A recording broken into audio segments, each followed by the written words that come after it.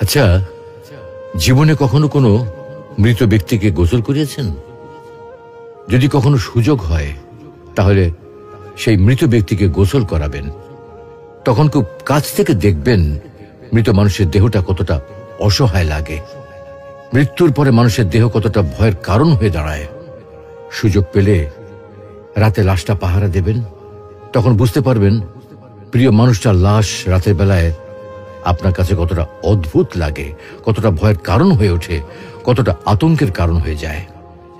সুযোগ পেলে মৃত ব্যক্তির শরীরে একটু হাত লাগিয়ে কিছুক্ষণ তার স্পর্শ নেবেন।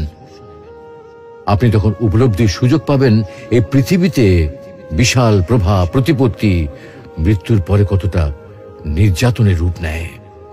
সুযোগ পেলে আপনজনদের লাশ কবরে নামাবেন খুব আগ্রহ নিয়ে।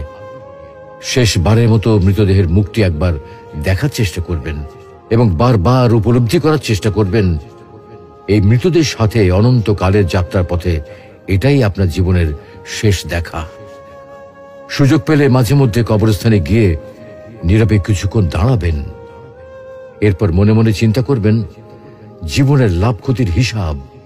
এই মৃত মানুষগুলো এই পৃথিবীতে কি করে গেছেন, কাদের রেখে গেছেন, যাদের রেখে গেছেন তারা কি কখনো এই মৃত মানুষগুলোকে স্মরণ করার জন্য কবরস্থানের